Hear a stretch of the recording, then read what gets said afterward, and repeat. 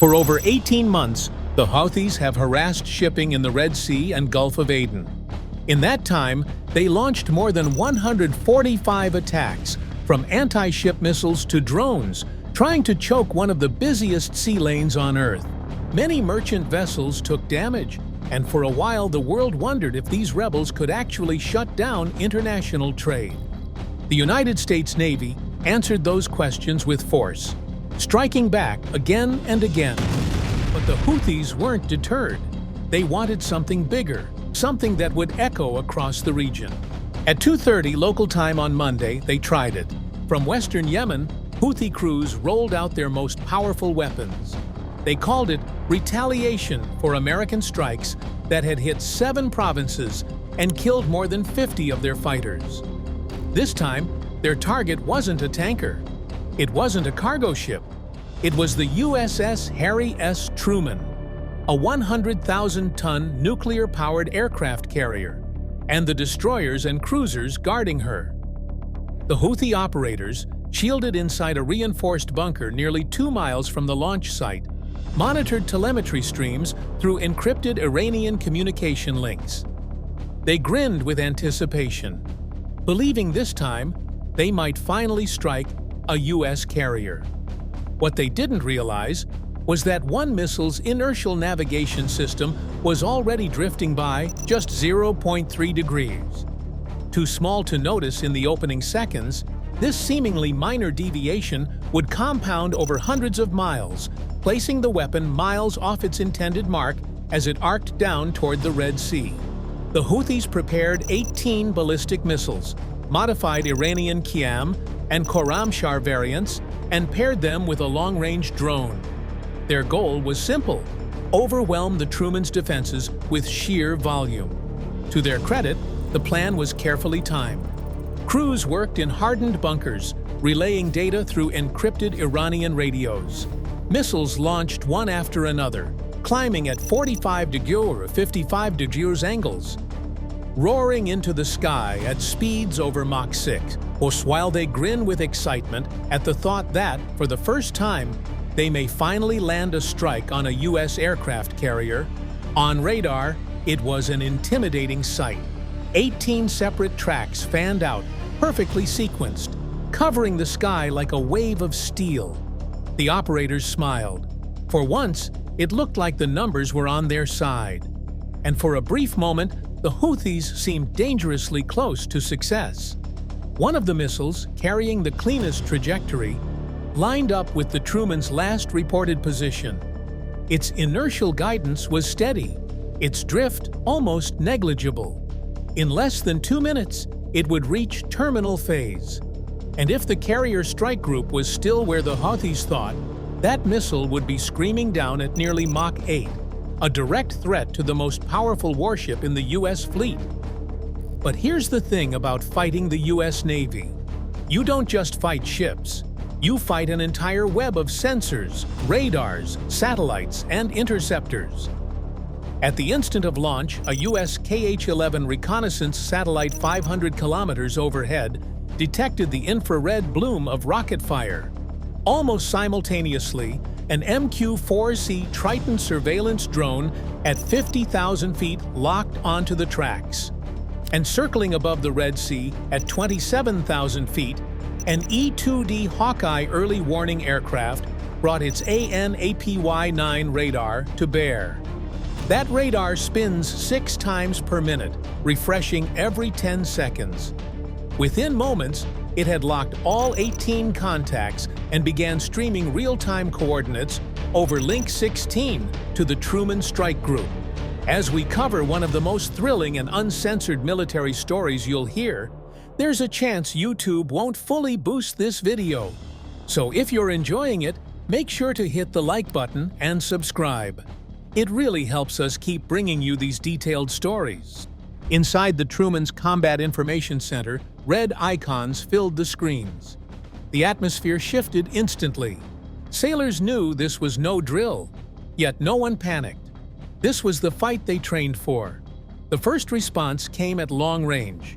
The USS Truxtun and USS Gravely, Arleigh Burke-class destroyers, opened their vertical launch cells. Standard Missile 3 interceptors screamed upward, designed to smash ballistic targets outside the atmosphere. At hypersonic closing speeds, their kinetic warheads collided with the first wave of incoming missiles. Bright flashes lit up radar scopes as several Houthis' weapons disintegrated hundreds of miles out. But not all of them. One missile slipped through, the one with the clean trajectory. It began its descent, streaking down at Mach 8. The distance closed fast. 60 miles, 40 miles, 25 miles. The Houthis' missile was now inside lethal range.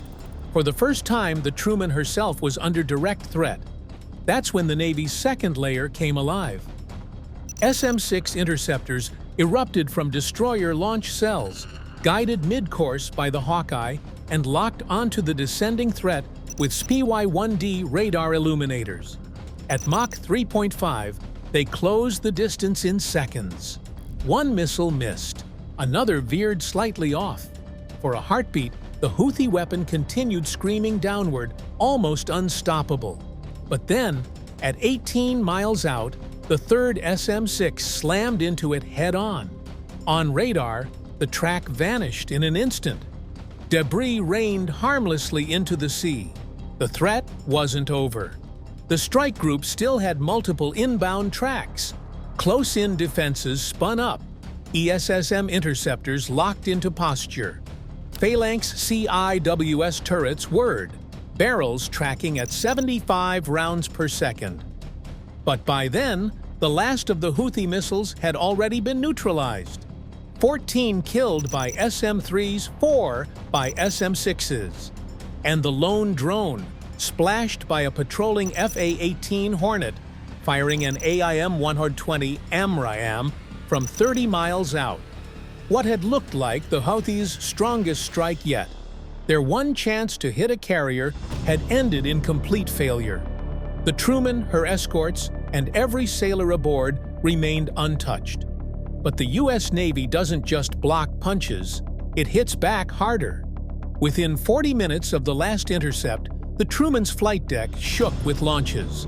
FA-18E-F Super Hornets blasted off, each armed with GBU-31 bunker busters and GBU-38 JDAMs. At the same time, Tomahawk cruise missiles rose from destroyers, skimming the sea at 100 feet altitude, navigating by GPS and terrain maps. Their targets, the very launchers and command bunkers the Houthis had just used. The Houthis tried to hide. Launchers were rolled back into reinforced shelters, 6 feet of concrete overhead. They thought they were safe, but U.S. technology made hiding impossible. KH-11 satellites watched from orbit, spotting the heat signatures of vehicles retreating underground.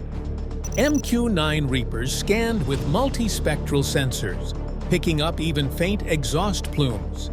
P-8 Poseidon patrol aircraft used synthetic aperture radar to see through camouflage nets and soil. Once coordinates were locked, the shelters were nothing more than grid squares waiting to be struck. The Hornets rolled in at 30,000 feet. Pilots armed their GBU-31s. Each bomb carried a Blue 109 hardened penetrator warhead, 2,000 pounds of steel and explosive. Dropped from altitude, they accelerated close to Mach 1. Their programmable fuses were set to 70 milliseconds, just long enough to punch through reinforced concrete before detonating inside. Seconds later, the shelters that Houthis trusted imploded from within. Internal air pressure spiked by 700%, collapsing chambers, frying electronics, and killing anyone inside instantly.